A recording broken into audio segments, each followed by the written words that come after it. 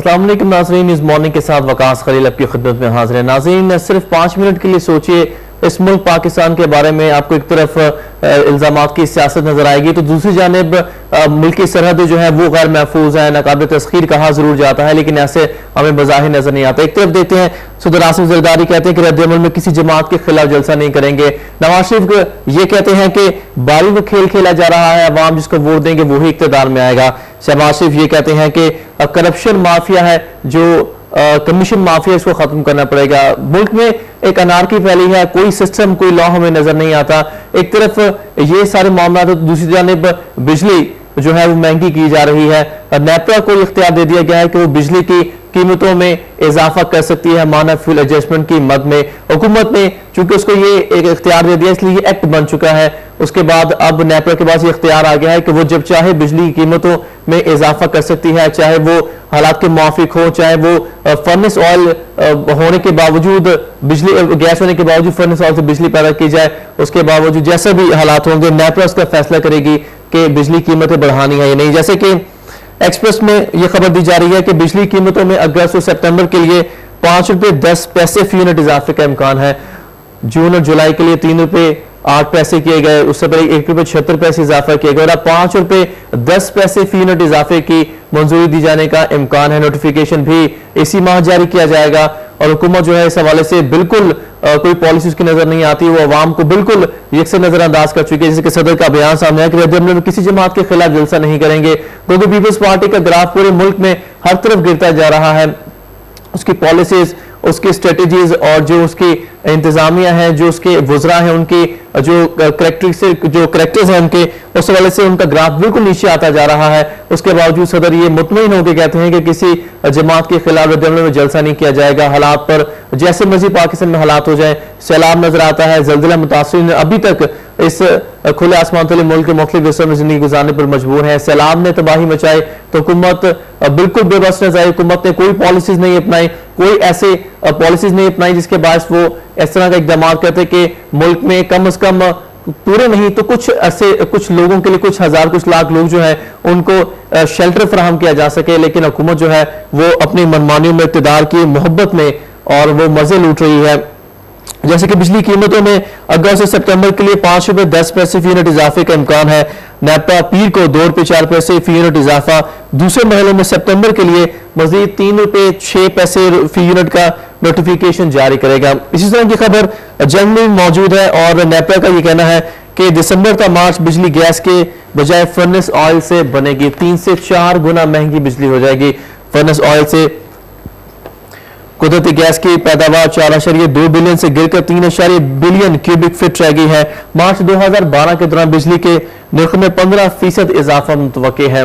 Policies ना होने की वजह से प्रॉपर स्ट्रेटेजीज नहीं अपनाई गई, पानी को स्टोर नहीं किया गया, कोई इकदामात नहीं किए गए, प्री प्लान कोई चीज नहीं थी इस हुकूमत की जानिब से। जब से हुकूमत में आई है ये पार्टी, पीपल्स पार्टी जो है, तब से कोई हमें इसकी पॉलिसी नजर नहीं आती कि डिफेंस के हवाले से क्या पॉलिसी होनी चाहिए, मुआशी पॉलिसी क्या होनी चाहिए, अंदरूनी मुल्क के हवाले से पॉलिसी क्या होनी चाहिए, अवाम को किस तरह से रिलीफ देना चाहिए, क्या पॉलिसी अपनाई जाए कि अवाम एक सुख का सांस ले सके, उनके फलाह बहबूद के लिए क्या करना चाहिए। लेकिन यहाँ पर हुकूमत हमें हर चीज में, हर डिपार्टमेंट में, हर लिहाज से नाकाम नजर आती है।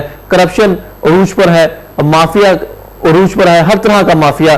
कराची आप देख लें, आप पंजाब देख लें, जो भी सूबा आप देख लें, चारों सूबों में यही हाल है। हर तरफ करप्शन जो है डेरे डाले हुए है और पाकिस्तान मजीद मुश्किल की दलदल में धंसा जा रहा है। और उसके बाद उस अमल में ये जो सामने आया है कि दिसंबर का मार्च बिजली गैस के बजाय फर्नेस ऑयल से बनाई जाएगी, पैदा की जाएगी। उसके बाद ये अफसोसनाक खबर जो है आवाम पर, बिजली का जो बम गिराया जा रहा है, 5 रुपए जो फी यूनिट इजाफा किया जाएगा इस मतलब बिजली के नरखों में, उससे गरीब अवाम बिल्कुल ही खत्म होकर रह जाएगा। जो मिडिल क्लास तबका है, जो गरीब तबका है, जो कि 2 वक्त की रोटी नहीं खा सकता, उसके लिए इतनी महंगी बिजली उसके हवाले से बिल देना ये उसके लिए इंतहाई मुश्किल काम होगा। और हम यूं कहें कि जोश लाने की मतलब गलत नहीं होगा।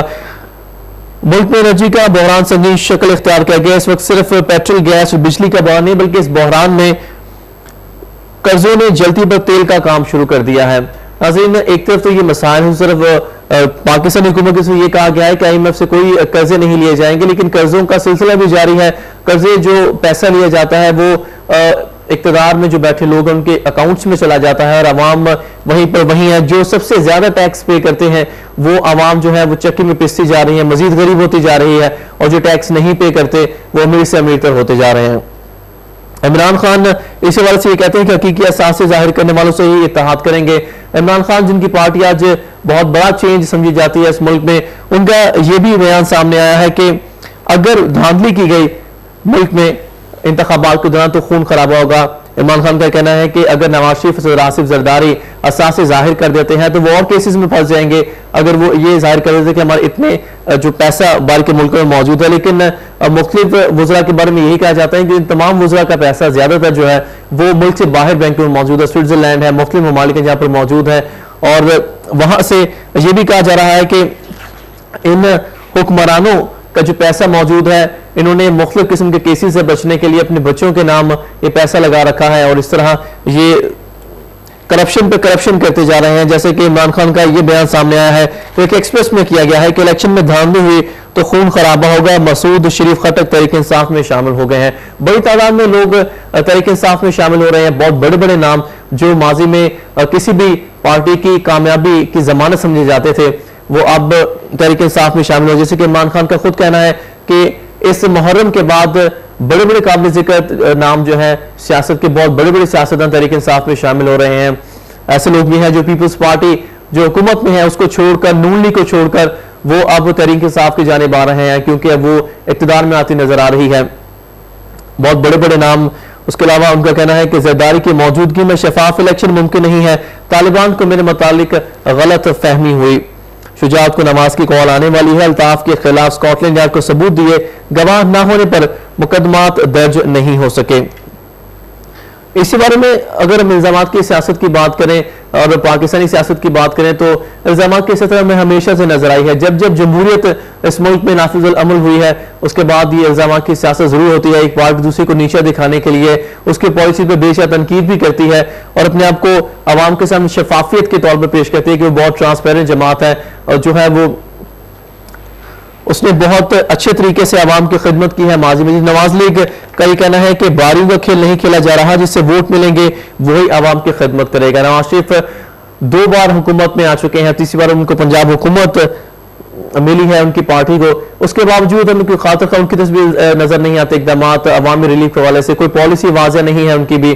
पंजाब में सिर्फ जब भी कोई इशू उठता है जैसे कि डेंगू वायरस है उसके हवाले से जब वो बहुत ज्यादा हो जाता है, कोई हद से बाहर होता है, तब इकदाम किए जाते हैं। पंजाब हुकूमत, पीपल्स पार्टी, ये दोनों जमातें जो हैं ये सिर्फ इक़्तिदार में बैठी हैं और फिलहाल कोई ऐसे इकदाम उनके नहीं है, कोई पॉलिसी उन पार्टीज की नहीं है कि कैसे इकदाम उनको करने चाहिए मुल्क के लिए, आवाम के लिए और इस मुल्क को मजबूत करने के लिए। सिर्फ इल्जामात लगाए जाते हैं और अवाम के सामने खुद को अच्छा बन के दिखाया जाता है, अच्छे बयान दिए जाते हैं ताकि अवाम नेक्स्ट टाइम उनको वोट देकर इसके इंतजार में लाएं, उसके बाद दोबारा वो लोग काम करें। नवाज शरीफ की 2 बार हुकूमत आई, उसके बावजूद नवाज शरीफ ने कोई काबिल जिक्र काम नहीं किया और उनका यह बयान आया कि खुफिया खेल खेलने वालों को शिकस्त देना कौमी जिम्मेदारी है, कोई चाल अवाम की मंजिल खोटी नहीं कर सकती।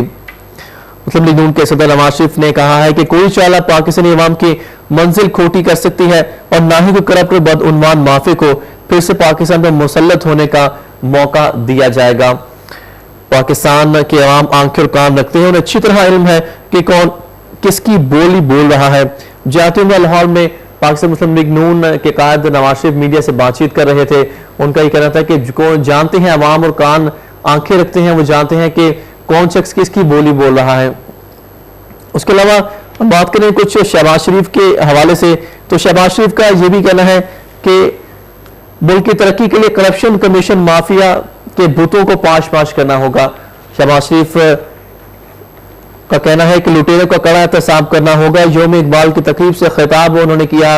लाहौर कॉलेज एशिया की सबसे बड़ी वुमेन यूनिवर्सिटी है और इस हवाले से उन्होंने दौरा भी किया उस यूनिवर्सिटी का और खिताब भी किया स्टूडेंट्स के साथ। उनका कहना है कि मुल्क की तरक्की के लिए स्टूडेंट्स को आगे आना चाहिए। करप्शन और माफिया के जो बुत है उनको पाश पाश करना होगा। जो कमीशन माफिया इस मुल्क में मौजूद है, करप्शन माफिया मौजूद है, वो तमाम जो है उनको एक ख़त्म करने के लिए इकदाम करने होंगे, ऐसी पॉलिसीज बनाना होंगी, तालिबा तालिबात को सामने आना चाहिए। नौजवान तबका जो है वो इस मुल्क में चेंज ला सकता है। 60% तलबा यूथ जो है पाकिस्तान में मौजूद है। अगर वो चाहते हैं तो इस मुल्क में तब्दीली यकीनन आ सकती है। जैसे कि इमरान खान की सूरत में हम देखते हैं कि ऐसा जलसा जहां पर अवाम खुद चल के आए वो इमरान खान पर एतमाद करते हैं। और यंगस्टर्स में जो हमें एक जज्बा और वलवला जो नजर आया कि इस मुल्क में तब्दीली होनी चाहिए, तमाम मौरूसी सियासत जो उसको खत्म होना चाहिए, इस वजह से वो खुद यूथ विंग जो है वो बड़ी तादाद में joke wave by wave Imran Khan के जलसे में दाखिल हुए और उसके जलसे को कामयाब बनाया। और ये बात जाहिर करती है कि वो यकीनन एक तब्दीली के तौर पर उभर रहे हैं इस मुल्क में। और पीपल्स पार्टी और नून लीग के साथ साथ मुख्तलिफ सियासी जमातें जो हैं जो इस इक़्तिदार में हैं उनके लिए एक परेशानी का बायस बने हुए हैं कि यहाँ पर इस्टेब्लिशमेंट बेशक उनको सपोर्ट नहीं करती, लेकिन अवाम जो है जो सबसे बड़ी ताकत का सरचश्मा है वो उनको सपोर्ट करती है। और इसका मुजाहरा हमने वाज़ेह तौर पर मीनार पाकिस्तान 30 अक्टूबर में देखा। उसके अलावा नाज़रीन अगर हम कुछ बात करें लाहौर पंजाब के वजह से, तो डेंगू से हलाकतों ने फिर जोर पकड़ लिया है। लाहौर में मजीद 5 अफराद जिंदगी की बाजी हार गए हैं। मौसम भी चेंज हो गया है, कुछ सर्दी भी इस मौसम में हो गई है, उसके बावजूद मजीद 5 अफराद जिंदगी की बाजी हार गए हैं। जाने कैसा वायरस है कि इतनी टीम्स आई, मलेशियन टीम्स आई, इंडोनेशियन टीम आई, श्रीलंकन टीम आई, सब टीमें आई, थाईलैंड की टीम आई और ये भी कहा गया कि इसको खत्म किया जाए। इक़दाम भी किए जा रहे हैं पंजाब हुकूमत की जानब से, लेकिन उसके बावजूद ये जो वायरस है ये खत्म होने में नहीं आ रहा। मौसम पहले माहिरीन की तरफ से ये कहा गया कि 15 सेंटीग्रेड जो है उस पर दर्जा हरारत आने से ये वायरस खुद ब खुद खत्म हो जाएगी, इन मच्छरों की अफजाई खत्म हो जाएगी। लेकिन हम देखते हैं कि अभी तक ये मच्छर जो है उसी तरह बरकरार है, मजीद अफराद की जाने ले रहे हैं। इस बारे में मजीद भी बात करेंगे, लेकिन इस मॉर्निंग के वक्त वह एक छोटी सी ब्रेक का। हमारे साथ रहिएगा।